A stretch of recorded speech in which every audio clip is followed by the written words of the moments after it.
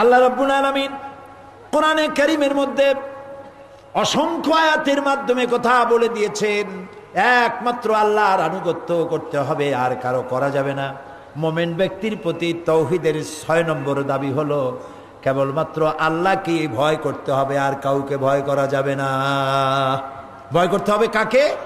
আল্লাহ তাআলাকে। তিনি ছাড়া আর কাউকে ভয় করা যাবে না। এর ব্যাখ্যা হচ্ছে আমার হায়াত আর মওতের মালিককে।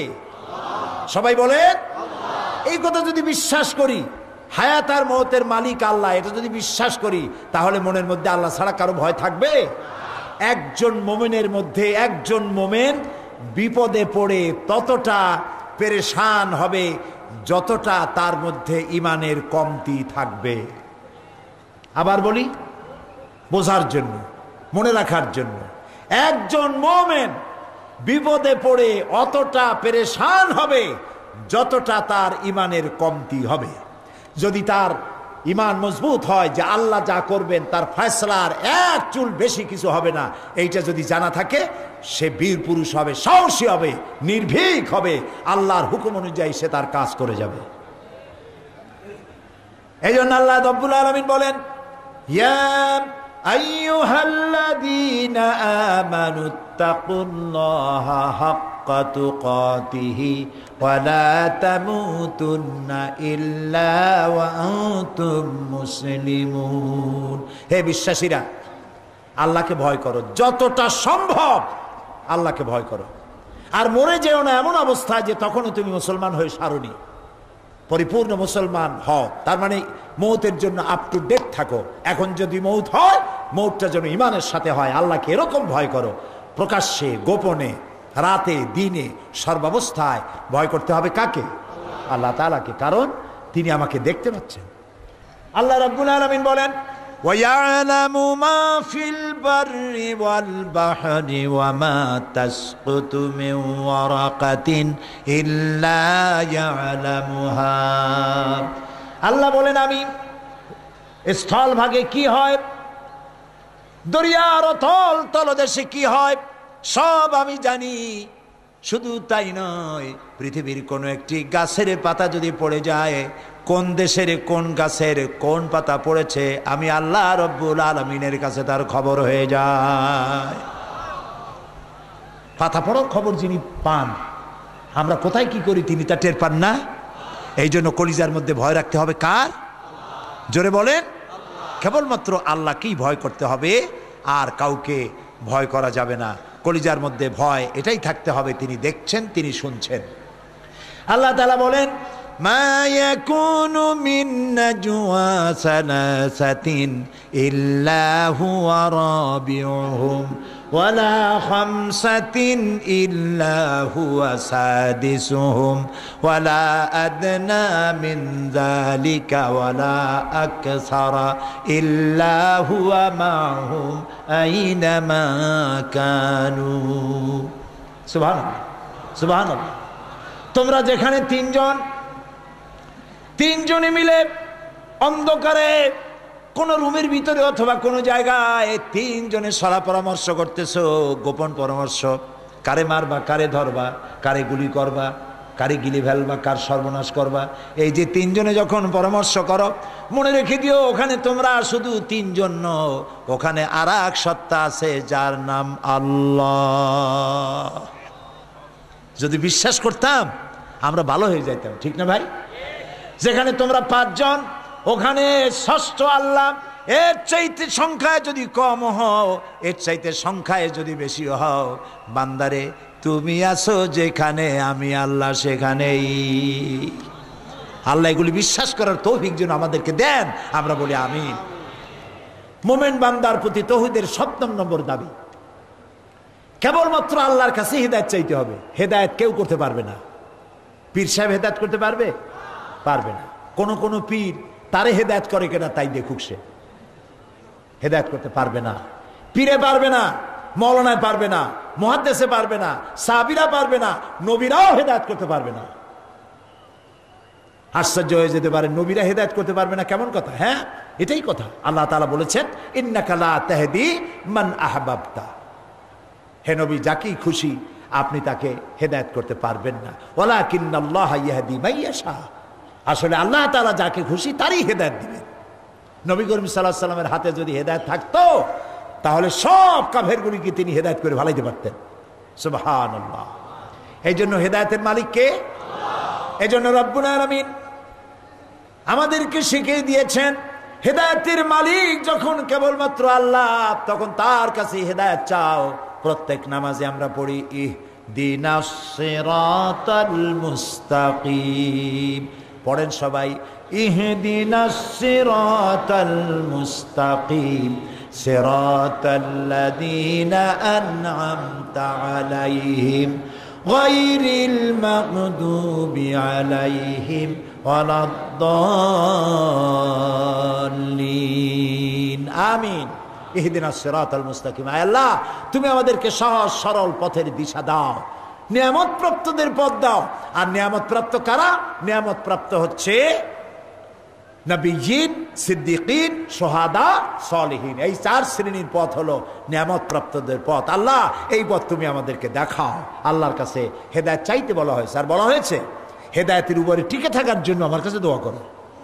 আল্লাহ রাব্বুল আলামিন হেদায়েতের উপরে টিকে থাকার জন্য, যেহেতু বহুত এমনকি আলেম পর্যন্ত হেদায়েতের উপরে ছিল গতকাল পর্যন্ত, আজকে বিগড়ে গেছে, এরকম হয়েছে না? হয়েছে না? হইতেই পারে, হইতেই পারে। হেদায়েত থেকে বিগড়ে যায় না কেবলমাত্র আল্লাহর নবীরা। সুবহানাল্লাহ। দোয়া একটা আল্লাহ শিখাই দিলেন বান্দারে হেদায়েতের উপরে টিকে থাকার জন্য। আমার কাছে দোয়া করো, রব্বানা লা তুজিগ কুলুবানা, পড়েন সবাই রব্বানা লা তুজিগ কুলুবানা বাদা ইজ হাদাইতানা ওয়া হাব লানা মিন লাদুনকা রাহমাতান ইন্নাকা আনতাল ওয়াহ্হাব। আয় আল্লাহ তাআলা, তুমি দয়া করে একবার যখন আমাকে হিদায়াতের রাস্তা দেখিয়েছো, রব্বুল আলামিন আমাকে হেদায়েতের রাস্তা থেকে বিগড়াইয়া দিও না। সবাই আল্লাহর কাছে আজকে দোয়া করি, আল্লাহ এই কোরআনের মাহফিলে যখন একবার আনছো, আমাদেরকে কোরআনের সাথে জুড়ে দাও মৃত্যু পর্যন্ত। আমিন। মোমেন বান্দার প্রতি তাওহীদের ৮ম নম্বর দাবি। কয়টা দাবি বলছিলাম? ৮ নম্বরের দাবি হলো কেবলমাত্র আল্লাহর আইনের আনুগত্য করতে হবে। আর কারো আইন, আল্লাহ ছাড়া আল্লাহর আইনের সাথে সাংঘর্ষিক এমন কোন আইন আমরা মানতে পারি না। আল্লাহ তাআলা বলেন, ইত্তাবিউ মা উনজিলা ইলাইকুম ওয়া লা তাত্তাবিউ মিন দুনিহি আউলিয়া। ইত্তাবিউ মা উনজিলা ইলাইকুম, একমাত্র আল্লাহ যা নাজিল করেছেন। কি নাজিল করেছেন বলেন তো বুদ্ধি করে? কোরআন। আল্লাহ নাজিল কিন্তু কোরআনের আইন মানো। ওয়ালা তাত্তাবিউ মিন দুনিহি আউলিয়া, আর তোমাদের পৃষ্ঠপোষক অন্যরা যা আইন তৈরি করেছে তা মাত্রই অনুসরণ করো না। সুতরাং আমাদের দেশে এখনো কি আল্লাহর আইন চালু আছে? আল্লাহর আইন চালু করার জন্য আমাদেরকে চেষ্টা করতে হবে, মানুষকে বুঝায়া এই পথে আগাতে হবে। আল্লাহর আইন যদি চালু হয়, চুরি থাকবে না, ডাকাতি থাকবে না, জেনা থাকবে না, ব্যভিচার থাকবে না, অশান্তি হবে না। হিন্দু, খ্রিস্টান, বৌদ্ধ, মুসলমান সব শান্তি পাবে। সুবহানাল্লাহ। কারণ আইনটা কার? হিন্দু কার? খ্রিস্টান কার? নারী কার? পুরুষ কার? জমিন কার? এসব কার? সেই আল্লাহর আইন যদি চালু হয়, আলা লাহুল খালক ওয়াল আমরু, সৃষ্টি যার, আইন চলবে তার। কোরআনের আইন চালু হলে কি মজা হবে, কি শান্তি হবে, সেটা কি আপনারা শুনবেন না দেখবেন? দেখতে চান? আচ্ছা দেখাই দিই। কোরআনের আইন চালু হলে কি শান্তি হবে তার একটা ঝলক দেখাই দিই। আপনারা কি শুনতে আসছেন বলেন? কি শুনতে আসছেন? বাংলাদেশের কোন রাজনৈতিক দলের পক্ষে সম্ভব এত লক্ষ লক্ষ মানুষ সামান্য কিছু টাকা খরচ করে একটা প্যান্ডেল বানাইয়া তারপরে দাওয়াত করে দেখাতো? কত লোক আসে, ঠিক না? যাও আসবে, তার থেকে পুলিশ আর মিডিয়ার বেশি থাকবে। খাবি কয় বসেন বসেন, তাও বসবে না, দাঁড়ায় দাঁড়ায় চানাচুর চাপাবে, সিগারেট টানবে। এখানে তাকায় দেখেন তো, কেউ আপনারে বসতে কয় নাকি? সব শান্তিপূর্ণভাবে লক্ষ লক্ষ মানুষ, বসার জায়গা নাই, খালি জায়গায় রাস্তার উপরে বসে গেছে, মেয়ে লোক পুরুষ লোক। সুবহানাল্লাহ। শুধুমাত্র কোরআনের কথা, শুধুমাত্র কোরআনের কথা, আল্লাহর বাণী শুনতে আসলে যদি এমন শান্তি বিরাজ হয়, তাহলে ওই আল্লাহর আইন যদি রাষ্ট্রীয়ভাবে চালু হয়, দেশটা জান্নাতের মতো হয়ে যাবে। বিশ্বাস হয়? বিশ্বাস হয়? রাসূলুল্লাহ জাদু করেন নাই, কোরআনের আইন চালু করে তার দেশকে তিনি বেহেশত বানায় ফেলেছিলেন। সুবহানাল্লাহ। মানুষ দরজা খুলে ঘুমাবার সুযোগ পেয়েছে। এরকম নয়, এরকম নয় যে যিনি মন্ত্রী হবেন, এমপি হবেন, তার পেট ক্রমান্বয়ে মোটা হইতে থাকবে। মাশাআল্লাহ, পেট এত মোটা, দরজা হাত দিয়ে খোলা লাগে না, পেটের ধাক্কায় দরজা খোলা শেষ। বাড়ি একটার জায়গায় 10টা। আহা, নবী করিম সাল্লাল্লাহু আলাইহি সাল্লাম কোরআনের রাজ কায়েম করেছিলেন, ঘরে খাবার নাই। হযরত আয়েশা সিদ্দিকা রাদিয়াল্লাহু তাআলা আনহা বলেছেন, নবীজির স্ত্রীদের ঘরে একদিন 2 দিন নয়, মুসালসাল মাসের পরে মাস চুলায় আগুন জ্বলে নাই। সামান্য একটু পানি, একটু খোরমা ছেড়ে আমাদের জীবন কেটেছে, এই কষ্ট করেছি। নবী করিম সাল্লাল্লাহু আলাইহি ওয়াসাল্লাম বিশ্বনবী ঘরের ভিতরে শুয়ে আছেন। হযরত ওমর রাদিয়াল্লাহু তাআলা আনহু ঘরের মধ্যে প্রবেশ করলেন। বিশ্বনবীর ঘর। কার ঘর? বিশ্বনবীর ঘর। যিনি জান্নাতে প্রবেশ করার আগে কেউ জান্নাতের সিঁড়িতে পা রাখতে পারবে না, যিনি কাউসারের মালিক হবেন। আল্লাহু আকবার। সেই নবী সঙ্গে দেখা করতে গেছেন হযরত ওমর। ঘরের এদিক ওদিক তিনি তাকালেন, হযরত ওমরের চোখ দিয়ে পানি পড়া শুরু পড়ে গেল। আহারে, বিশ্বনবীর ঘর। এই ঘরের মধ্যে একটা খাটিয়া, দড়ি দিয়ে বোনানো একটা খাটিয়া। সেই খাটিয়ার উপরে চাদর নাই, বালিশ নাই, বিছানা নাই, এর উপরে বালিশ নাই। বিশ্বনবী হাতটা মাথার তলে দিয়ে শুয়ে আছেন। ঘরের মধ্যে একটা শূন্য মশক ঝুলে আছে, তাতে পানি নেই। আর ঘরের আর এক কোনায় সামান্য এক কেজি 1.5 কেজি বা তার থেকে কম বেশি জব পড়ে আছে এক কোনায়, আর কিচ্ছু নাই। হযরত ওমরকে দেখে রাসূলুল্লাহ উঠে বসলেন। হযরত ওমর কাঁদতেছেন আর বলছেন, বাষ্পরুদ্ধ হয়ে যাচ্ছে। রাসূল জিজ্ঞেস করছেন, ওমর কান্দো কেন? হযরত ওমর বলছেন, ইয়া রাসূলুল্লাহ, আপনি দড়ির দিয়ে বুনানো খাটের উপরে শোয়া, আপনার পিঠের মধ্যে আমি দেখতে পাচ্ছি দড়িগুলার দাগ কেটে আছে, আমার কলিজা ফেটে যাচ্ছে। বিশ্বনবীর ঘরে তোশক নাই, বালিশ নাই, চাদর নাই, ঘরের কোনায় সামান্য জব, একটা শূন্য মশক ঝুলে আছে। কাফেরেরা কত শান্তি করছে, আপনি একটু আমাকে অনুমতি দেন, আপনার জন্য আমি একটা তোশক বানাই আনি। আল্লাহর নবী বললেন, ওমর, দুনিয়ায় শান্তি করার জন্য আমি আসি নাই। আমি যদি ওহদ পাহাড়টাকে বলি, ওহদ পাহাড় আমার জন্য সোনায় পরিণত হয়ে যা, ওমর তুমি দেখতে পাবে তোমার চোখের সামনে ওহদটা সোনায় পরিণত হয়ে যাবে। শান্তি করার জন্য আসি। এই ছিল শাহানশাহ, আল্লাহর বানানো বাদশাহ, যিনি মানুষের কল্যাণে উজাড় করে দিয়েছেন সব, নিজে না খেয়ে মানুষের খাবার পৌঁছে দিয়েছেন। হযরত আবু আইয়ুব আনসারী রাদিয়াল্লাহু তাআলা আনহুর বাড়িতে হযরত আবু বকর ওমর দুজনই ক্ষুধার্ত, 3-4 দিন না খাওয়া, রাসূলও না খাওয়া, তার বাড়ি গিয়ে হাজির হলেন। হযরত আবু আইয়ুব তিনি রাসূলকে, হযরত আবু বকর ওমরকে দেখে ঘরের মধ্যে নিয়ে বসতে দিলেন আর বললেন, স্ত্রী, ঘরের মধ্যে গিয়ে বললেন, স্ত্রী, আজকে এমন 3 জন মেহমান পেয়েছি, এর থেকে সম্মানিত মেহমান আল্লাহর আকাশের নিচে জমিনের উপর আর নাই। তাড়াতাড়ি একটা ছোট্ট বকরি ছিল, জবাহ করে দিলেন। রুটি বানাবার জন্য স্ত্রীকে বললেন, নিজে দৌড়াইয়া বাগানে গেলেন, খোরমার বাগান থেকে কিছু খোরমা এনে রাসূলের সামনে হাজির করে বললেন, হে রাসূল, আপনি মেহেরবানি কিছু খান, রুটি তৈরি হচ্ছে। রাসূলুল্লাহ বললেন, আবু আইয়ুব, এর মধ্যে কাঁচা পাকা আধা পাকা 2-3 রকম আছে, কোনটা খাবো?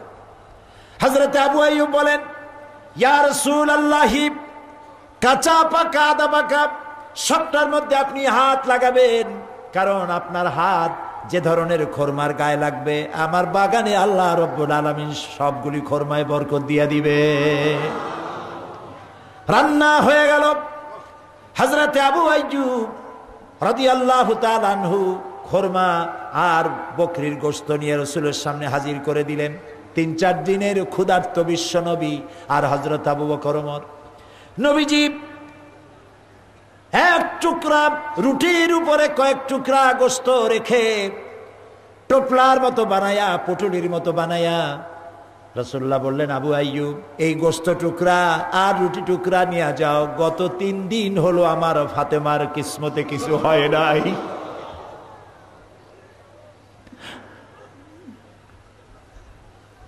সারা পৃথিবীতে আদর্শ কে দেখাতে পারবে?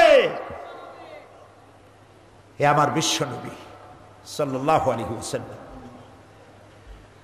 নিজের বানানো আইন চালু করেন নাই, কোরআনের আইন চালু করেছেন। আর সেই কোরআনের আইন চালু করার কারণেই মানুষ দরজা খুলে ঘুমার সুযোগ পেয়েছে, মানুষের ঘরে ঘরে খাবার পৌঁছে গেছে, বৃদ্ধরা বয়স্ক ভাতা পেয়েছে, মা তার সন্তানকে দুগ্ধ দিতে গিয়ে যদি অভাব হয় সেখানে তারা ভাতা পেয়েছেন। বেকার সমস্যা ছিল না, কাজ না হওয়া পর্যন্ত বেকাররা ভাতা পেয়েছেন। রাসূলুল্লাহর একটা ব্যাংক ছিল, সেই ব্যাংক যখন তিনি উদ্বোধন করেন, বাইতুল মাল, তিনি উদ্বোধন করার সময় বলেছিলেন, মান তারাকা দায়নান আউদিয়ান ফালাইয়া। তিনি বলেছিলেন, আমার দেশের ভিতরে আমার কোন জনগণের মধ্যে কেউ যদি ঋণগ্রস্ত হয়ে মারা যায় আর ঋণ পরিশোধের যদি কোনো অর্থবিত্ত তার কাছে না থাকে, তাহলে এই ঋণ পরিশোধের দায়িত্ব আর তার এতিম বাচ্চার দায়িত্ব আমি মুহাম্মদ আমার কাঁধের উপরে উঠায় নিলাম।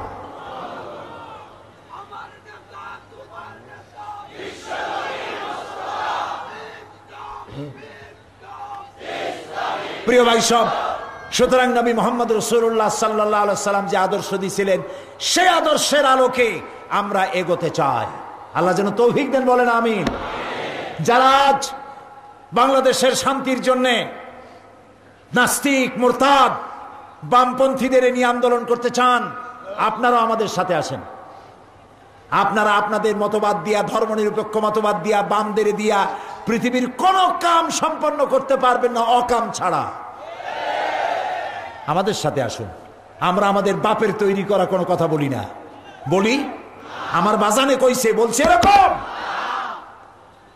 আমরা কোন মানুষের তৈরি করা আইনের কথা বলি না, আমরা আল্লাহর কথা বলি এবং আল্লাহর কথা প্রতিষ্ঠা করার জন্য জীবন আর রক্ত সবটা দিতে পারি।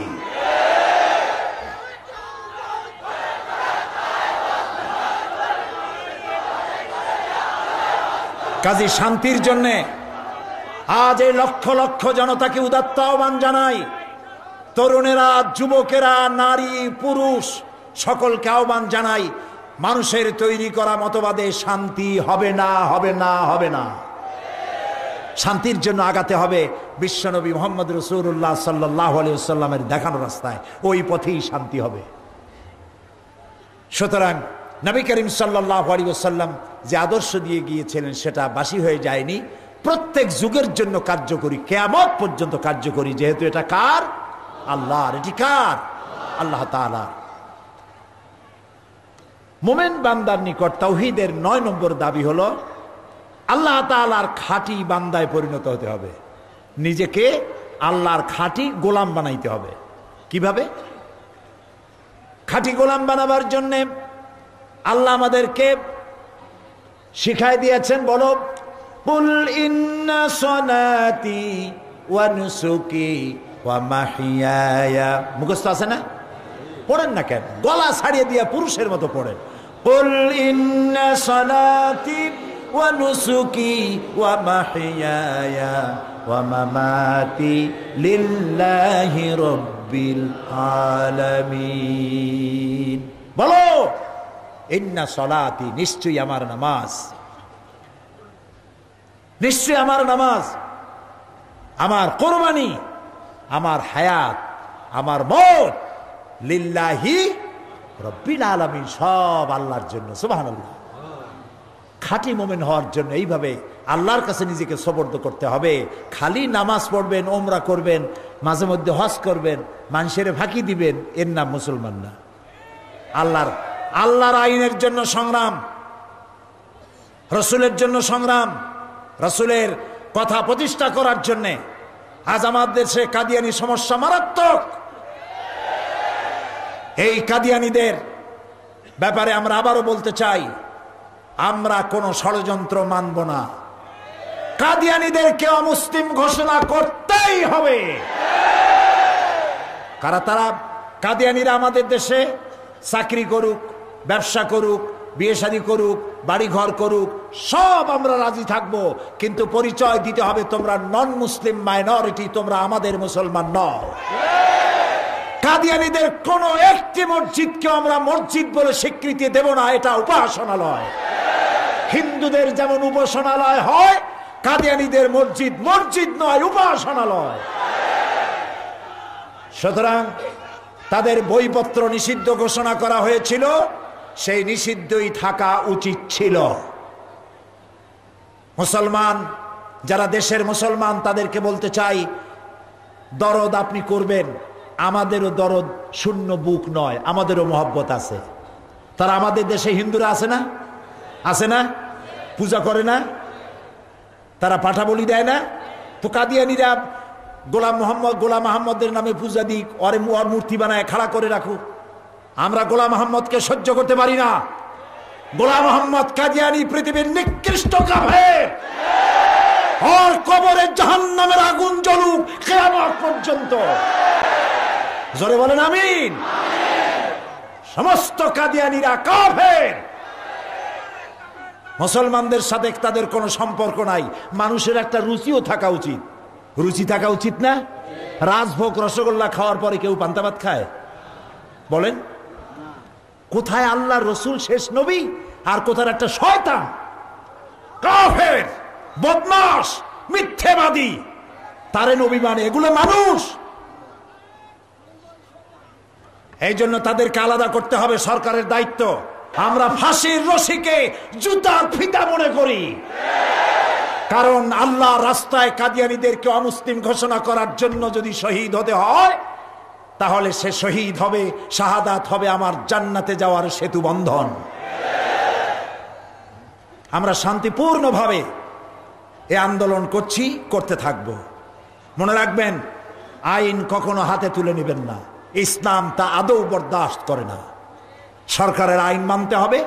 আমরা নিয়ম মাফিক গণতান্ত্রিক পদ্ধতিতে আমরা আমাদের দাবি দেওয়া আদায় করার জন্য চেষ্টা করতেই থাকবো ইনশাআল্লাহ। জ্বালাও পোড়াও, ভাঙচুর, গোপন সন্ত্রাস আমরা বিশ্বাস করি না।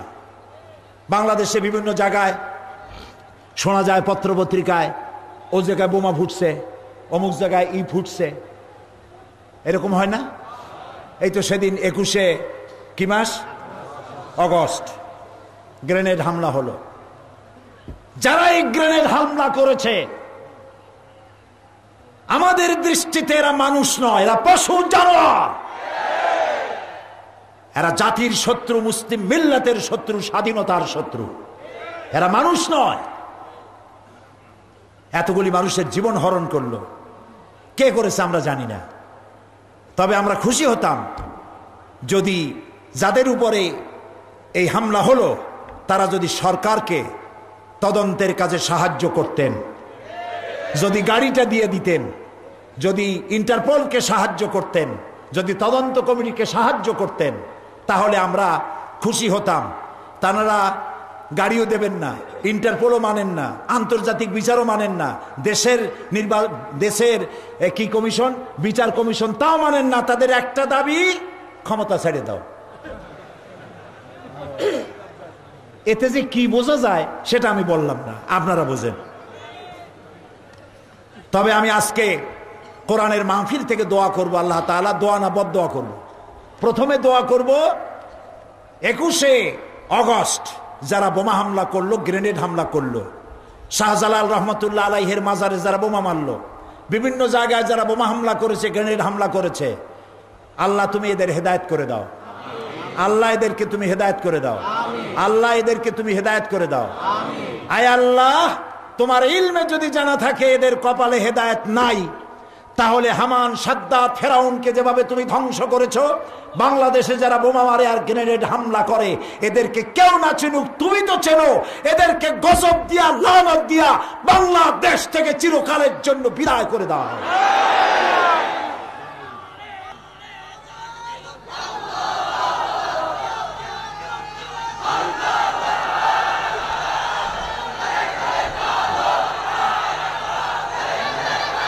প্রিয় ভাই সব, দেশকে নৈরাজ্য সৃষ্টি করার জন্য, সুস্থ পরিবেশকে অশান্ত করার চেষ্টা যারা করে, আল্লাহ তাদের দয়া করে তাদের উন্মাদনা, তাদের রাজনৈতিক প্রতিহিংসার জ্বলন আল্লাহ যেন কমায় দেন, বলেন আমিন। মোমেন বান্দাদের প্রতি তৌহিদের 10 নম্বর দাবি, এইটাই শেষ। সেটা কি? মোমেন বান্দার প্রতি তাওহীদের 10 নম্বরের দাবি হচ্ছে রুকুকারী, সেজদাকারী বান্দায় পরিণত হতে হবে, অর্থাৎ সঠিকভাবে নামাজ আদায় করতে হবে। এটা মোমেন বান্দার প্রতি তাওহীদের দাবি। আপনি যদি নামাজই না পড়েন, তাহলে এটা দিয়ে শুরু করা দরকার ছিল, 10টা দাবির এটা দিয়ে শুরু করা দরকার ছিল, কিন্তু বেশি গুরুত্ব দেওয়ার জন্য আমি শেষে নিয়ে আসছি। নামাজ যে পড়বে না, মুসলমান দাবি করার তার কোনো অধিকার নাই। যে ব্যক্তি মুসলমান বলে দাবি করে আর নামাজ পড়ে না, সে ব্যক্তি কাফের। মান তারাকা সলাতান মুতাআম্মিদান ফাকাদ কাফারা, ইচ্ছে করে যে নামাজ ছেড়ে দিল কাফের হয়ে গেল। নাউজুবিল্লাহ বলবেন না?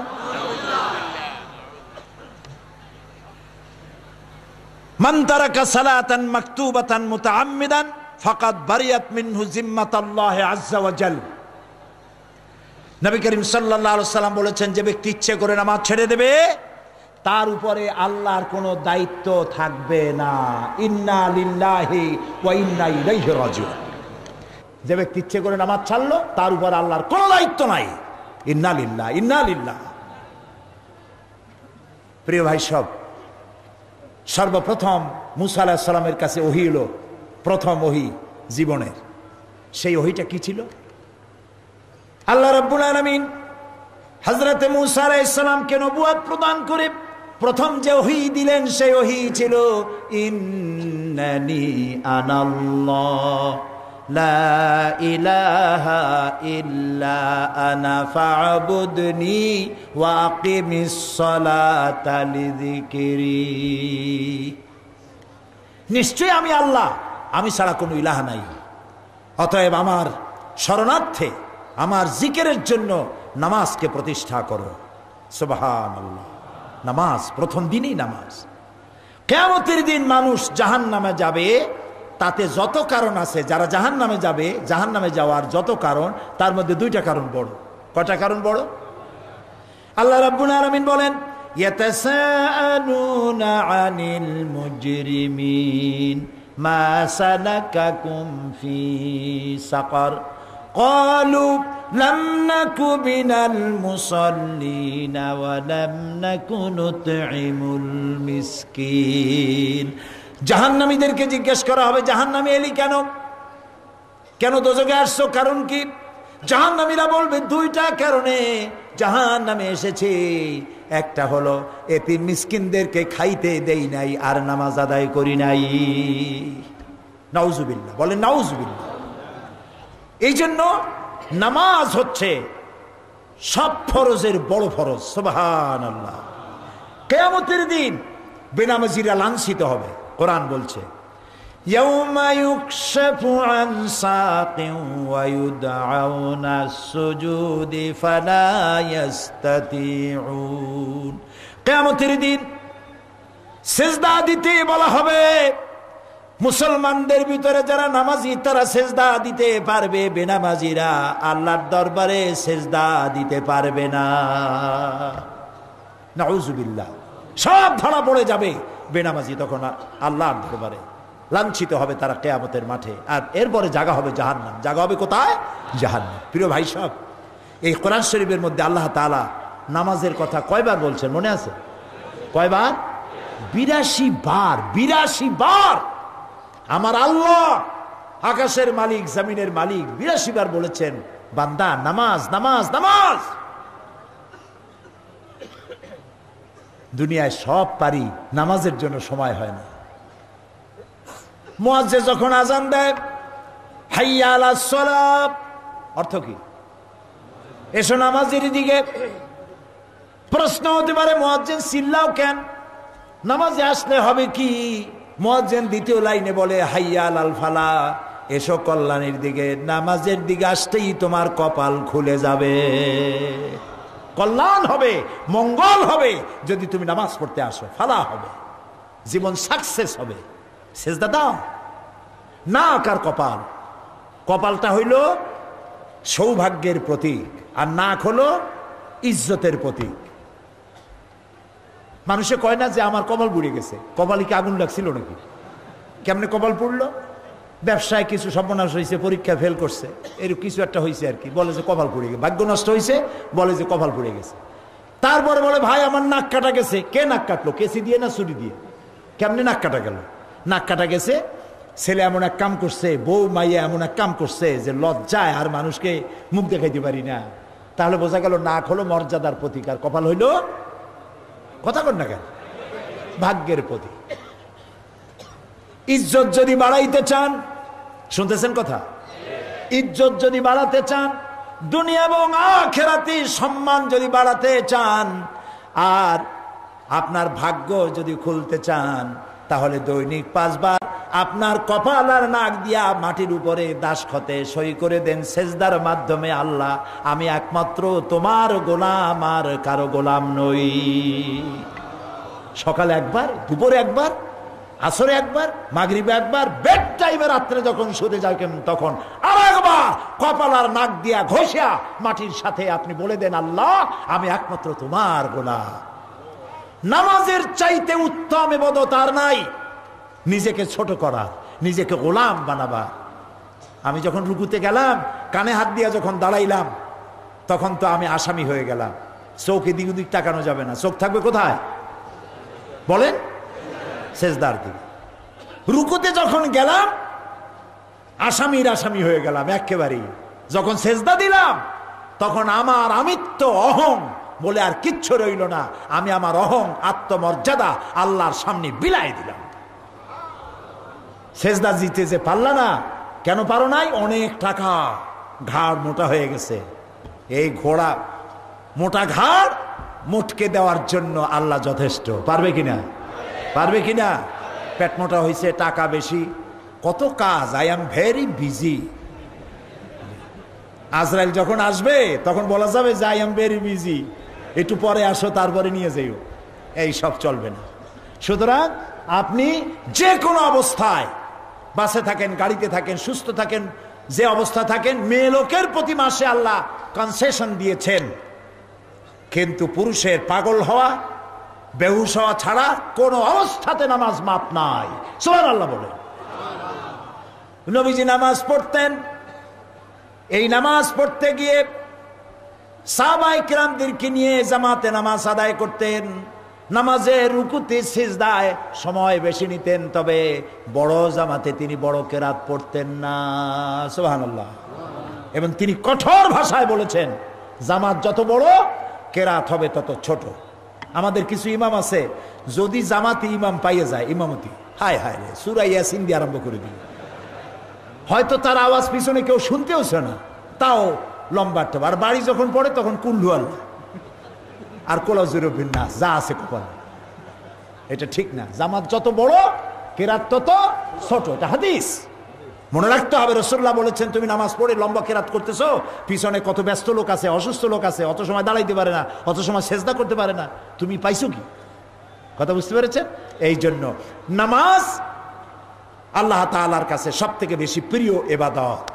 নবী করিম সাল্লাল্লাহু আলাইহি ওয়াসাল্লাম যখন ইন্তেকাল করবেন, সেই সময় জীবনের শেষ নামাজটিও তিনি জামাতে আদায় করে আসছিলেন। সুবহানাল্লাহ।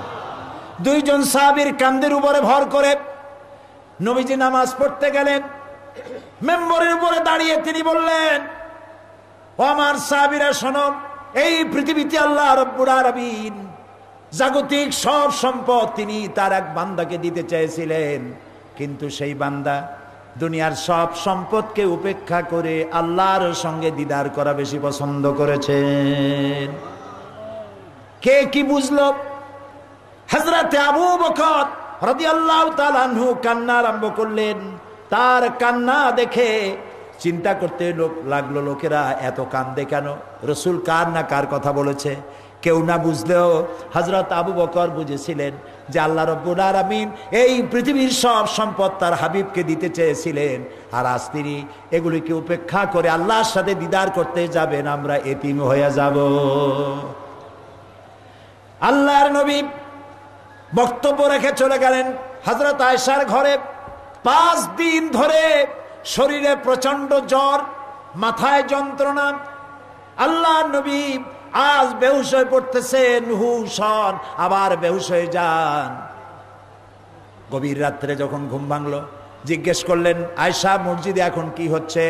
হযরত আয়েশা বলেন, মসজিদে নববীতে সাহাবীরা আপনাকে আপনার ইমামতিতে আদায় করবেন বলে অনেকক্ষণ অপেক্ষা করে এখন তারা সবাই আমার আব্বার পেছনে নামাজ শুরু করেছেন। কিন্তু সাহাবীরা আমার আব্বাকে আপনার যায় নামাজে দেখে তারা কান্না শুরু করেছে নামাজের মধ্যেই। তাদের ধারণা হয়েছে আল্লাহর নবীর পেছনে নামাজ পড়া বুঝি আর কিসমতে হবে না। নবী করিম সাল্লাল্লাহু আলাইহি ওয়াসাল্লাম বললেন, আয়েশা রে, দরজা খুলে দাও, আমি একটু নামাজের দৃশ্য দেখি। দরজা খুলে দেওয়া হলো।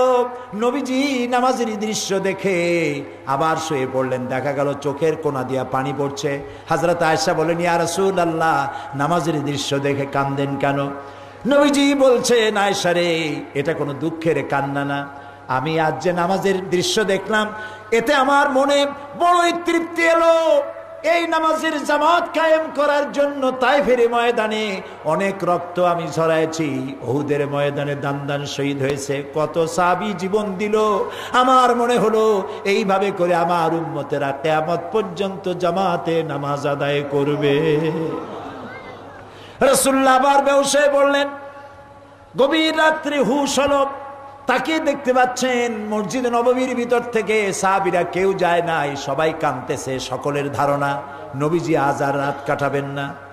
ঘরের মধ্যে স্ত্রীরা কাঁদতেছেন, সব থেকে বেশি কাঁদতেছেন মা ফাতেমা।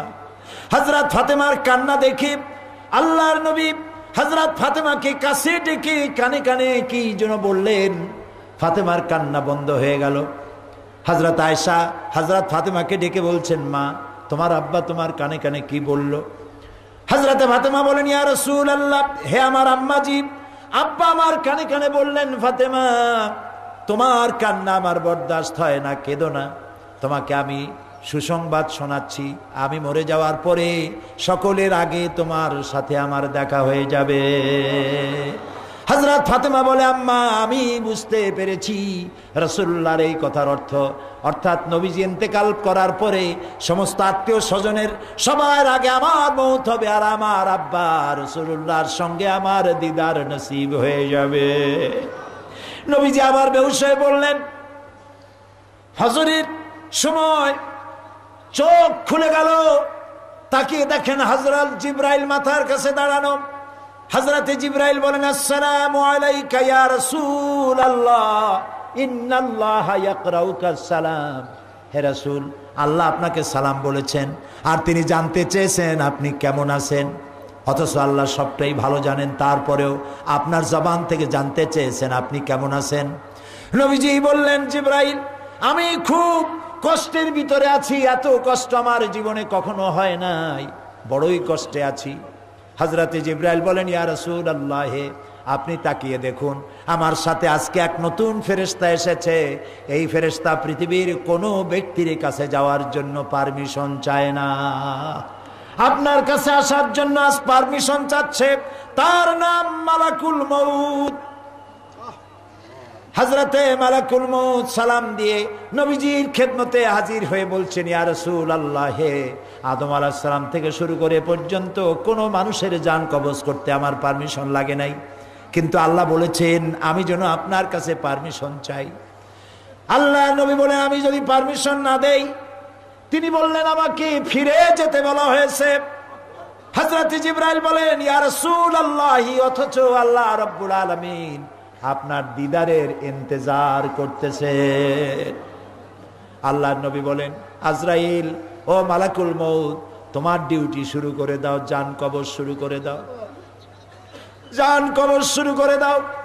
মালাকুল মউত জান কবজ শুরু করতে যাবে। নবীজি তখন বললেন, আয়েশা, সেই সোনার টুকরার খবর কি? হযরত আয়েশা বললেন, কোন? নবীজি বললেন, ওই যে কয়েক টুকরা ছোট্ট ছোট্ট সোনা এসেছিল ঘরে, সেগুলো কোথায়?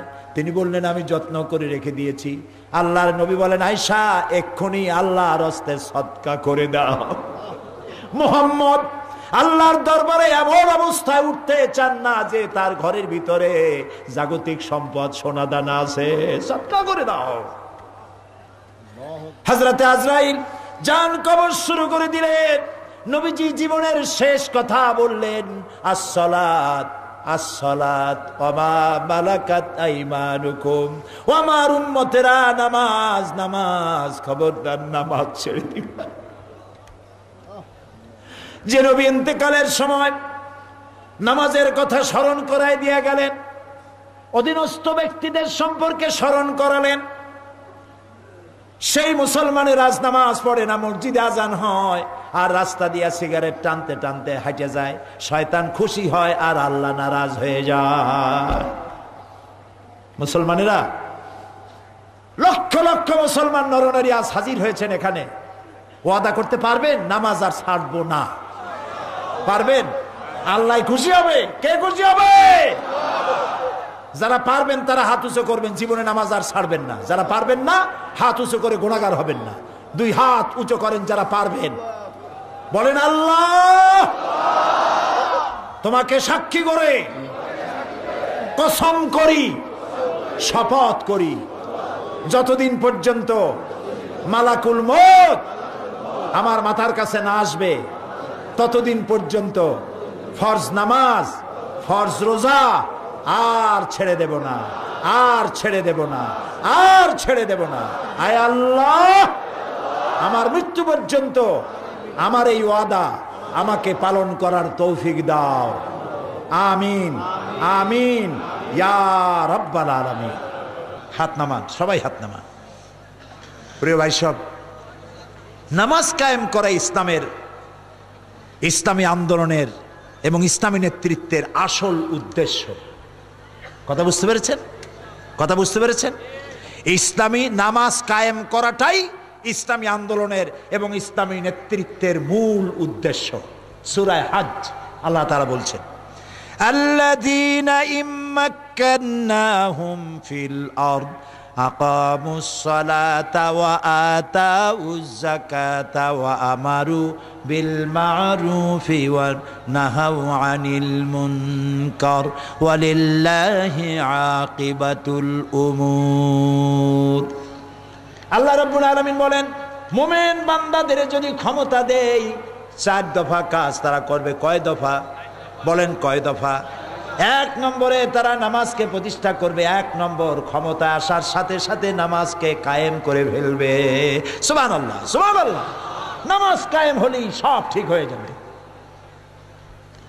নামাজ বাধ্যতামূলক হবে। থানায় আজান হবে, ওসি সাহেব থানার পুলিশদের ইমামতি করবেন। সুবহানাল্লাহ সুবহানাল্লাহ। যেই থানার ওসি তার থানার পুলিশদের নিয়ে 5 ওয়াক্ত নামাজ জামাতে আদায় করে, নিজে ইমামতি করে, সেই ওসিরে পিটাইয়া ঘুষ খাওয়ানো যাবে?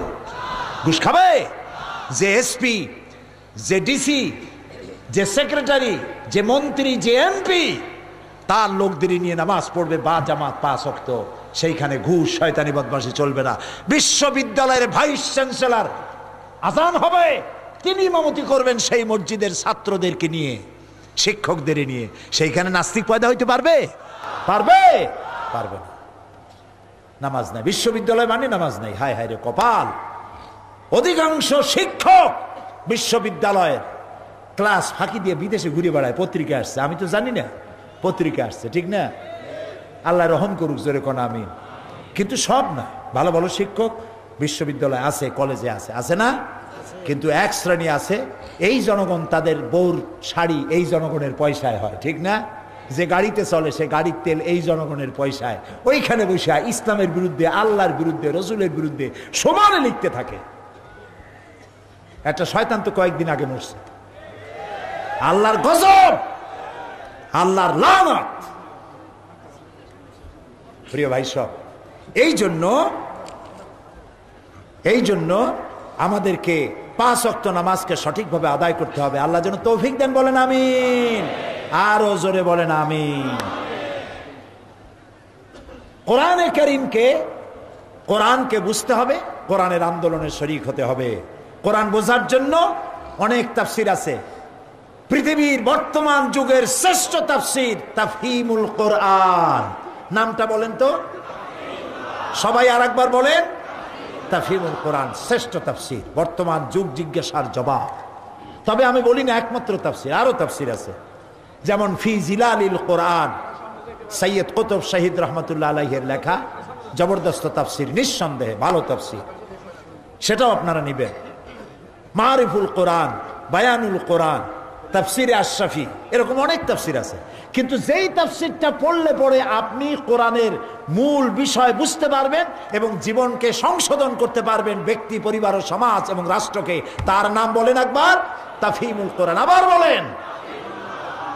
আধুনিক প্রকাশনী তাদের মোবাইল লাইব্রেরি এখানে এসছে, খুব কম মূল্যে 19 খণ্ড মাত্র 1000 টাকায় বিনিময়, হাদিয়ায় তারা এটা দিয়ে দেয়। আপনারা মেহেরবানি করে যাওয়ার সময় তাফহিমুল কোরআন নিয়ে যাবেন। আল্লাহ যেন তৌফিক দেন, বলেন আমিন।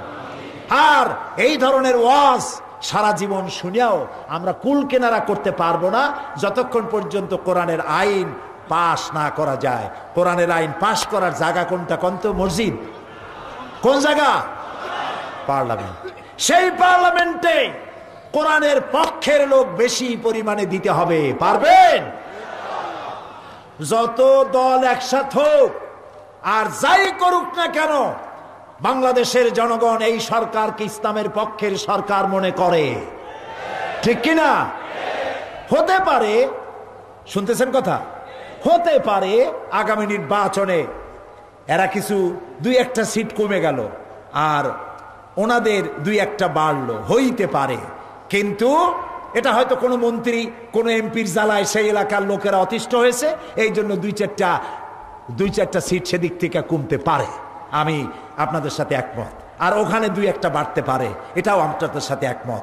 কিন্তু আগামী নির্বাচনে জোট আবার ক্ষমতায় আসবে ইনশাআল্লাহ। কারণ এদেশের মুসলমানেরা এই সরকারকে পছন্দ করেছে, ভালোবেসেছে, আলহামদুলিল্লাহ বলে। আর দোয়া করেন আল্লাহ তাআলা সরকারের কোন মন্ত্রী, কোন এমপি তারা যেন ক্ষমতার দাপট না দেখান। যে জনগণের কাছ থেকে ভোট ভিক্ষা করেছে সেই জনগণকে যেন সম্মান করতে আল্লাহ তাদেরকে তৌফিক দেন, বলেন আমিন। সবাই বলেন আমিন। এরপরে আর মাত্র কদিন পরে এ মাস শেষ হয়ে যাবে, 31st নাইট আসবে। তরুণ আর যুবকেরা, তোমরা তরুণ আর যুবক, যুবকদেরকে আল্লাহ ভালোবাসে, কও আলহামদুলিল্লাহ। এত আস্তে কইলে হবে? আল্লাহ ভালোবাসে। নবী করিম সাল্লাল্লাহু আলাইহি সাল্লাম বলেছেন, কিয়ামতের দিন আরশের নিচে যেদিন কোনো ছায়া থাকবে না, সেই দিন আরশের নিচে 7 শ্রেণীর লোকেরা ছায়া পাবে। তার মধ্যে এক শ্রেণী হবে ওয়াশাবুন নাশা ফি ইবাদাতিল্লাহ, ওই সব যুবক যারা রাতের বেলায় আল্লাহর ইবাদতের মধ্য দিয়ে রাত কাটায়ছে, সেই সব যুবকদের জায়গা হবে কোথায়? আরশের নিচে। সুবহানাল্লাহ। নবী করিম সাল্লাল্লাহু আলাইহি সাল্লাম যুবকদের জন্য নিজের গায়ের চাদর বিছায় দিয়েছেন বসার জন্য। সুবহানাল্লাহ। যুবকদেরকে আল্লাহ ভালোবাসেন, রাসূল ভালোবাসেন।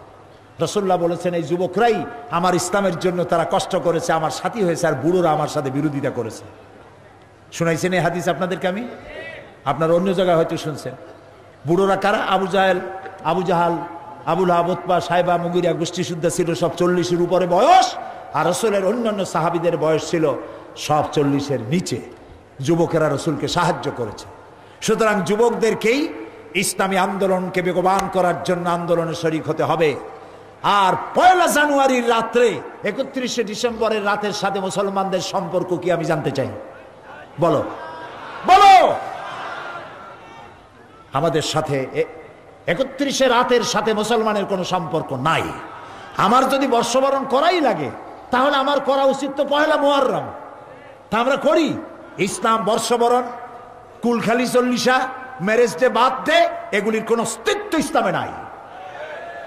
সুতরাং মেহেরবানি করে যুবক এবং তরুণদের বলবো, বড় লজ্জার বিষয় যে এই রাত্রে ঢাকা, চট্টগ্রাম, সিলেট, খুলনা, বড় বড় সিটিগুলিতে যুবতী মেয়ে লোক, যুবক ছেলে, যুবতী মেয়ে এগুলি রাস্তায় বেরিয়ে মদের বোতল নিয়ে ছোটাছুটি করতে থাকে, আরও যে কত কিছু নষ্টামি ভণ্ডামি করে, যে কথা এই পবিত্র মাহফিলে বলা সম্ভবপর নয়। পুলিশ হয়রান হয়ে যায়। তোমরা কি করবা এই চট্টগ্রামে? এই চট্টগ্রাম আল্লাহর ওলিদের পদবারে ধন্য হয়েছে, আলহামদুলিল্লাহ বলো। কোরআন শরীফের আওয়াজ শুনে এসে এই চট্টগ্রাম ধন্য হয়েছে। সুতরাং মুসলমান ছেলেদের মেয়েদের কন্ট্রোল করতে হবে, মা বাপদের। মা বাপেরা কন্ট্রোল করবেন, তাদের বুঝাবেন এটা আমাদের কালচার নয়, আমাদের সংস্কৃতি নয়। লাভ দেওয়া, ফাল দেওয়া, চিৎকার মারা, মদ খাওয়া, জেনা ব্যভিচার, জুয়া, হাবিজাবি এগুলি মুসলমানের কাজ নয়।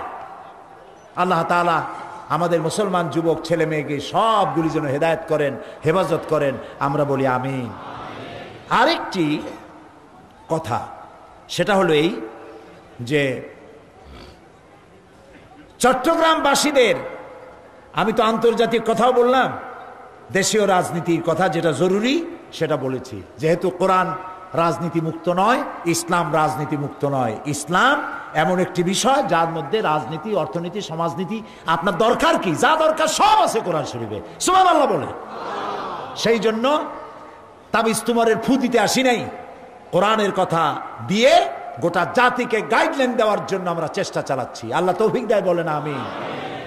এই চট্টগ্রামবাসীর প্রাণের দাবি হচ্ছে কর্ণফুলী নদীর তৃতীয় সেতু। এটা ঠিক কিনা? আমরা মাহফিল থেকে যে দাবিগুলি উচ্চারণ করি আল্লাহ প্রায় কবুল করেন। আমরাই সর্বপ্রথম তাফসীরের মাহফিল থেকে বলেছিলাম চট্টগ্রাম বিমানবন্দরের নাম রাখা হবে শাহ আমানত বিমানবন্দর, মনে আছে? আল্লাহ কবুল করছেন না? আলহামদুলিল্লাহ। এবার কর্ণফুলীর তৃতীয় সেতু 19 এপ্রিল 2004 ভিত্তিপ্রস্তর স্থাপন করা হয়েছিল। আজ পর্যন্ত একখানা ইটও সেখানে পড়ে নাই। আমরা সরকারের কাছে দাবি জানাই, চট্টগ্রামবাসী বাংলাদেশের একটা বিশাল অংশ, এবং এই চট্টগ্রাম থেকে বাংলাদেশের সরকারের বহুত রেভিনিউ বাংলাদেশের সরকারকে রিচ করে, সমৃদ্ধ করে। সুতরাং এই চট্টগ্রামবাসীর প্রাণের দাবি কর্ণফুলীর তৃতীয় সেতু শাহ আমানত সেতু নাম রেখে অতি দ্রুত গতিতে এর কাজ সম্পাদন করে দেওয়া হোক। চট্টগ্রামবাসীর, এই শহরবাসীর আরেকটি দাবি আন্দরকিল্লা শাহী জামে মসজিদ। ধর্ম মন্ত্রণালয়ের স্থায়ী কমিটির সভাপতি হিসেবে আমি এই কমিটির ভিতরে আলোচনা করেছি। আমাকে কাগজপত্র সংগ্রহ করে দিয়েছেন আপনাদের নেতা, নন্দিত জননেতা, আমার সহকর্মী জনাব শাহজাহান চৌধুরী সাহেব, মাননীয় সংসদ সদস্য। আমি মাননীয় প্রধানমন্ত্রীর সঙ্গে কথা বলেছি এবং আপনাদের এই আন্দরকিল্লা শাহী জামে মসজিদকে 12 তলা কমপ্লেক্স করে আকর্ষণীয় করে দেওয়ার যাবতীয় সিদ্ধান্ত আমরা সরকারকে জানাই দিয়েছি। ইনশাআল্লাহ অনতিবিলম্বে সে কাজও শুরু হবে। আল্লাহ তাআলা আপনাদেরকে ভালো রাখুন, ইমানের সাথে রাখুন, সুস্থতার সাথে রাখুন। আজকে কয়জন মুসলমান হবে?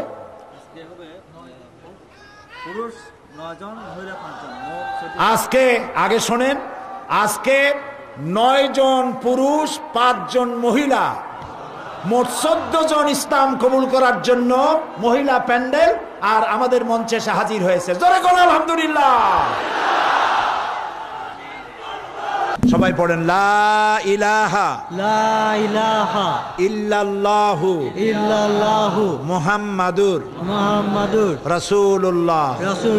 আল্লাহ ছাড়া কোন ইলাহ নাই, মাবুদ নাই, উপাস্য নাই। মুহাম্মদ সাল্লাল্লাহু আলাইহি ওয়াসাল্লাম আল্লাহর আল্লাহর প্রেরিত প্রেরিত রাসূল রাসূল আশহাদু আন আশহাদু আন লা ইলাহা লা ইলাহা ইল্লাল্লাহু ইল্লাল্লাহু ওয়াহদাহু ওয়াহদাহু লা শারীকা লাহু লা শারীকা লাহু ওয়া আশহাদু আন্না ওয়া আশহাদু আন্না মুহাম্মাদান মুহাম্মাদান আবদুহু আবদুহু ওয়া রাসূলুহু ওয়া রাসূলুহু আমি সাক্ষ্য দিচ্ছি আমি সাক্ষ্য দিচ্ছি আল্লাহ ছাড়া আল্লাহ ছাড়া কোনো ইলাহ নাই, কোনো ইলাহ নাই, মাবুদ নাই, মাবুদ নাই, উপাস্য নাই, উপাস্য নাই, তিনি এক, তিনি এক, তিনি একক, তিনি একক, তার কোনো কোনো অংশীদার নাই। অংশীদার নাই। আমি আরো সাক্ষ্য দিচ্ছি আমি আরো সাক্ষ্য মুহাম্মদ দিচ্ছি, মুহাম্মদ সাল্লাল্লাহু সাল্লাল্লাহু আলাইহি ওয়াসাল্লাম আলাইহি ওয়াসাল্লাম আল্লাহর আল্লাহর বান্দা বান্দা এবং এবং তার প্রেরিত প্রেরিত রাসূল। রাসূল। এখন তোমরা সবাইকে বলো আসসালামু আলাইকুম। আসসালামু আলাইকুম। আপনারা সবাই সালামের জবাব দেন।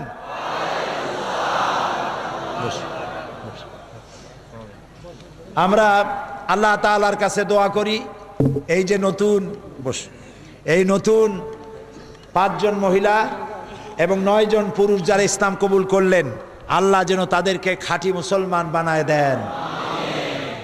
তাদের উপরে ইসলাম কবুল করার কারণে কোনো বিপদ আপদ যেন না আসে, আল্লাহ যেন নিজেই তাদেরকে হেফাজত করেন। এরা আমাদের মধ্যে এখন সব থেকে বেশি মাসুম, বেগুনাহ।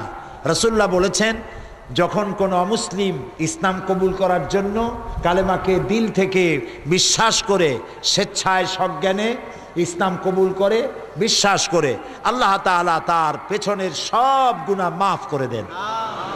তাহলে আমাদের এখানে ছোট ছোট বাচ্চারা বাদে আমাদের মধ্যে সব থেকে এখন মাসুম বেগুনাহ হচ্ছেন এরা, যারা ইসলাম কবুল করলেন। আল্লাহ তাদের প্রতি রহম করুন, আমরা বলি আমিন। গত কয়েক বছর আগে সূরা লোকমানের তাফসীর আমি করেছিলাম এখানে। সেই আমার সমস্ত ক্যাসেটগুলি এখন বই হয়ে বেরোচ্ছে আলহামদুলিল্লাহ। ওই তাফসীর 2 রুকু সূরা লোকমান শুনে প্রায় অর্ধশত হিন্দু খ্রিস্টান মুসলমান হয়ে গিয়েছিলেন মাত্র 2 রুকু শুনে। এর মধ্যে মা বাপের খেদমত, জাকাতের কথা, তাওহীদ এবং শিরকের কথা যা যা জানা দরকার আপনাদের সেগুলি আছে তাফসীরে সাইদি সূরা লোকমান। আর নামাজের জন্য মেহেরবানি করে চরিত্র গঠনে নামাজের অবদান, এই বইটি আপনারা সংগ্রহ করে নেবেন নামাজ সহি শুদ্ধ করার জন্য। আল্লাহ তাআলা তৌফিক দান করুন। আল্লাহুম্মা আমিন। ربنا ظلمنا أنفسنا وإن لم تغفر لنا وترحمنا لنكونن من الخاسرين।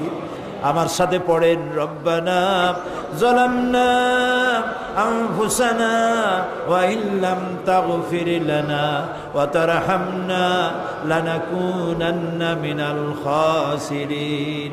সুবহানাকা আল্লাহুম্মা ওয়া বিহামদিকা নাস্তাগফিরুকা ওয়া নাতুবু ইলাইক। সুবহানাকা আল্লাহুম্মা ওয়া বিহামদিকা নাস্তাগফিরুকা ওয়া নাতুবু ইলাইক। সুবহানাকা আল্লাহুম্মা ওয়া বিহামদিকা নাস্তাগফিরুকা ওয়া নাতুবু ইলাইক।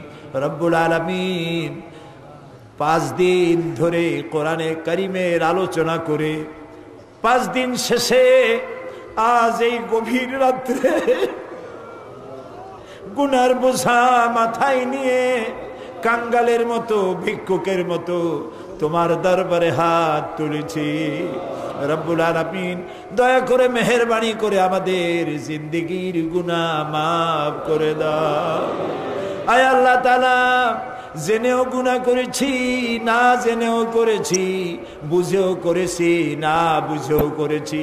আল্লাহ তাআলা, আজ আমরা বিনীতভাবে তোমার দরবারে আসামিরা হাত তুলেছি, দয়া করে আমাদেরকে মাফ করে দাও। রব্বুল আলামিন আরশে আজিম থেকে রহমতের নজর দিয়া চট্টগ্রামের এই এলাকার দিকে তাকাও। আয় আল্লাহ, লক্ষ লক্ষ নারী আর পুরুষ আল্লাহ ভিক্ষুকের মতো শাহনশাহের দরবারে হাত তুলেছি। আয় আল্লাহ তাআলা, দয়া করে আমাদের জিন্দেগির গুনাহ মাফ করে দাও। আল্লাহ, আমরা ওয়াদা করতেছি আর গুনাহ করব না। আল্লাহ, আমরা ওয়াদা করতেছি আর গুনাহ করব না। রব্বুল আলামিন তোমার হাবিব বলেছেন 3000 বছর ধরে তুমি জাহান্নামের আগুনকে উত্তপ্ত করেছো, রক্ত মাংসের শরীর নিয়ে দোজখে জ্বলতে পারবো না। আল্লাহ তাআলা দয়া করে মেহেরবানি করে জাহান্নামের আগুন আমাদের জন্য তুমি হারাম বানাইয়া দাও। রব্বুল আলামিন এই লক্ষ জনতার মধ্য থেকে আমরা যারা বাপ হারাইছি, মাবুদ আব্বা জান কত কষ্ট করে আমাদেরকে মানুষ করেছে, লেখাপড়া করাইছেন, আজ যদি বেঁচে থাকতেন কত খুশি হইতো। আল্লাহ আমাদের আব্বা যাদের মারা গেছে মাবুদ জান্নাতুল ফেরদাউসের মেহমান বানায়া দাও। রব্বুল আলামিন আমাদের জন্ম দুঃখিনী গর্ভধারিণী মা, একটা অক্ষর মা, আর মনে হয় সারা দুনিয়ার মধু তুমি এর মধ্যে ঢুকাইয়া দিছো। মায়ের পেটে যখন ছিলাম হাঁটু দিয়ে গুঁতা দিয়েছি, মাথা দিয়ে গুঁতা দিয়েছি। মা কত কষ্ট করেছেন, ডেলিভারি কষ্ট করেছেন, 2-2.5 বছর পর্যন্ত পেশাব পায়খানা করে মাকে বিরক্ত করেছি। আল্লাহ সন্তানের হাসি মুখে শত চুমা দিয়া হাসি ফুটাইলো যে মা, ওই মা যার বিদায় হয়ে গেছে কবরটাকে জান্নাত বানাইয়া দাও। রব্বির হামহুমা কামা রব্বায়ানি সগীরা, সবাই দোয়া করেন রব্বির হামহুমা কামা রব্বায়ানি সগীরা। রব্বুল আলামিন আমাদের দাদা দাদি নানা নানি আত্মীয় স্বজন যার যা মারা গেছে আল্লাহ কবরগুলিকে জান্নাত বানিয়ে দাও। আয় আল্লাহ আমাদের মা বাপ যাদের বেঁচে আছে বার্ধক্যে পৌঁছে গেছে, আল্লাহ আমাদের মা বাপ বার্ধক্যে যারা পৌঁছে গেছে আর জালিল ওমর থেকে তাদের বাঁচাইয়া দাও। আল্লাহ বিছানায় ফালাইয়া কষ্ট দিয়া মেরো না। রব্বুল আলামিন সুস্থতার সাথে ঈমানের সাথে আমাদের মা বাবা যারা বেঁচে আছে তোমার দরবারে উঠাইয়া নিও। রব্বুল আলামিন আয় আল্লাহ তামাম পৃথিবীতে আজ মুসলমানদের বড় বিপদের দিন যেতেছে। আল্লাহ তুমি তোমার রহমতের নজর দিয়া ইরাকের দিকে তাকাও। আয় আল্লাহ একটা স্বাধীন দেশ তছনছ করে দিল জালেমেরা। আল্লাহ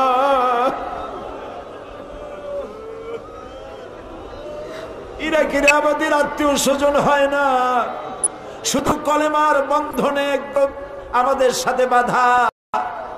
তাদের খাবার নাই, পরার নাই, কারফিউ দিয়ে বাড়ি বাড়ি যেয়ে মুসলমান মারতেছে বাবু। অস্ত্র তালাশের নামে মেয়ে লোকদের গায়ে দিতেছে বাবু। আল্লাহ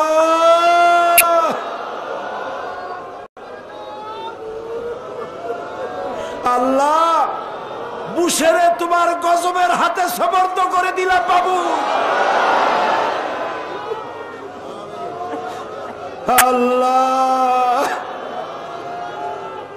রব্বুল আলামিন প্যালেস্টাইনি মুসলমানগুলি ইহুদিরা মারিয়া মারিয়া শেষ করে দিল। আল্লাহ প্যালেস্টাইনের মুসলমানদের উপরে রহমত নাজিল করো। আল্লাহ আল্লাহ ফিলিস্তিনকে স্বাধীন বানাইয়া দাও। আল্লাহ আফগানকে রহমত করো, চেচনিয়া বসনিয়াকে রহম করো। আল্লাহ কাশ্মীরকে আল্লাহ দয়া করে চিরকালের জন্য স্বাধীন বানাইয়া দাও। রব্বুল আলামিন আয় আল্লাহ আমাদের এই বিবি বাচ্চা দান করেছো সবগুলিকে দিনদার বানাও, ইমানদার বানাও, নামাজ বানাও, পরেজগার বানাইয়া দাও। বেপর্দা বেনামাজি স্ত্রী স্বামী বানাইয়া তোমার দরবারে আমাদের উঠাইও না। আল্লাহ আমাদের স্ত্রীদেরকে হেদায়েত করে দাও, আমাদের ছেলে পেলেদেরকে হেদায়েত করে দাও, আমাদের তরুণ আর যুবকদেরকে হেদায়েত করে দাও। রব্বুল আলামিন তুমি আমাদের দোয়া কবুল করো। আল্লাহ আমাদের দৃঢ় বিশ্বাস, আমাদের ঈমান, আমাদের আকীদা, আমরা এখন কোথায় তুমি দেখতে পাচ্ছ। আমরা কি বলতেছি তুমি শুনতে পাচ্ছ বাবু। একটু রহমতের নজর দিয়ে চট্টগ্রামের দিকে তাকাও।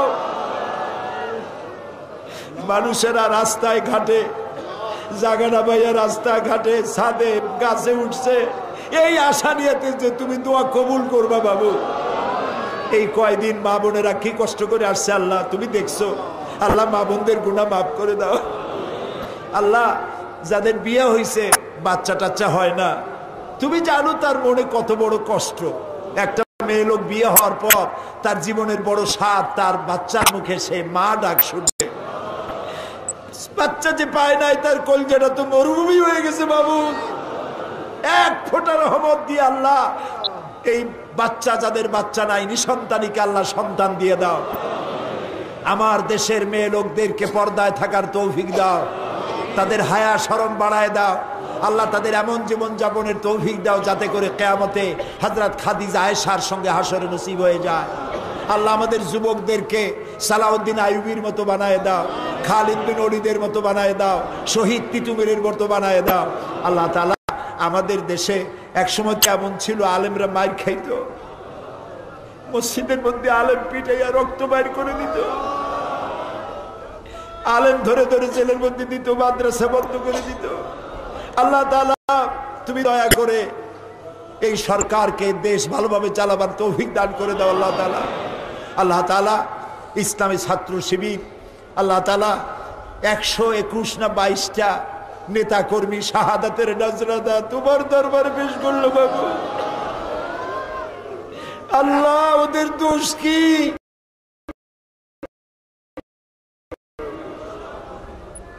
আল্লাহ তুমি দয়া করে ওদের যারা শত্রু তাদেরকে বন্ধু বানায় দাও, ওদের যারা শত্রু তাদের বন্ধু বানায় দাও আল্লাহ তাআলা।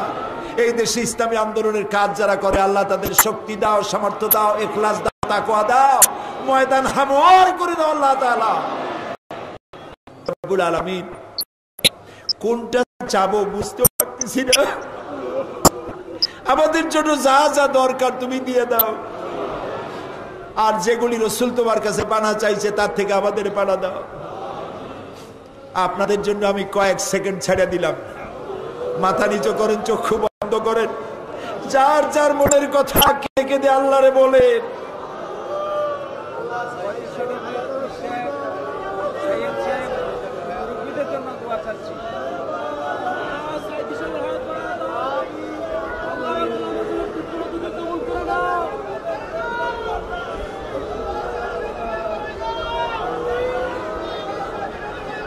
আয় আল্লাহ, আল্লাহ তুমি তোমার রহমতের কান দিয়া শোনো, তোমার বান্দাদের কান্না আজারি শোনো আল্লাহ।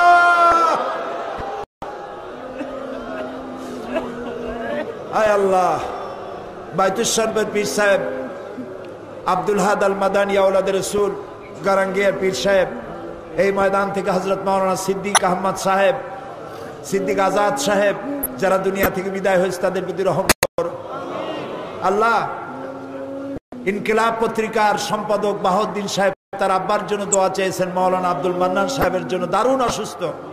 আল্লাহ তাআলা তুমি তার নেক কাজগুলি কবুল করো, হায়াতে তাইয়্যিবা সেহাতে কুল্লিয়া দান করো আল্লাহ তাআলা। আল্লাহ তাআলা আমাদের এখানে এই মাহফিল পরিচালনা করতে গিয়ে স্বেচ্ছাসেবকেরা যা খেদমত করেছে আল্লাহ, সারা রাত পাহারা দিয়েছে আল্লাহ। স্বেচ্ছাসেবকগুলি কাজ করতে করতে সুন্দর চেহারা কালো হয়ে গেছে বাবু। এই ময়দান তো কাল থেকে খা খা করতে থাকবে আল্লাহ। স্বেচ্ছাসেবকদের উপরে তোমার রহমত নাজিল করে দাও আল্লাহ, তাদের দিলের নেক কামনা পূর্ণ করো আল্লাহ তাআলা। সাংবাদিকরা বহু কষ্ট করে লিখে পত্র পত্রিকায় এই খবর ছড়িয়েছে, তাদের প্রতি রহম করো। পুলিশ, বিডিআর, সেনাবাহিনী যারাই আমাদের বাংলাদেশে আছে আল্লাহ, সকলের প্রতি তুমি রহমত নাজিল করো আল্লাহ তাআলা। আল্লাহ তাআলা বিদ্যুৎ বিভাগ সহ এই কলেজ কর্তৃপক্ষ জায়গা ছেড়ে দিয়েছে, বিদ্যুৎ বিভাগ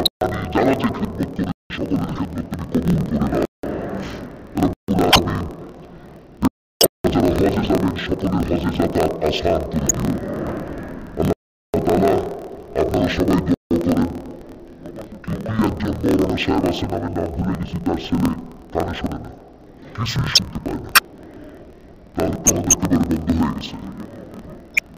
তো জিনি হবে মরে না। দোয়া করেন আল্লাহ তাআলা দয়া করে তার বাচ্চাকে, দয়া করে তার শ্রবণ শক্তি আল্লাহ দয়া করে ফিরে আল্লাহ তাআলা। অনেকেই দোয়া চেয়েছেন, আমরা তো নাম বলতে পারবো না, তুমি জানো যিনি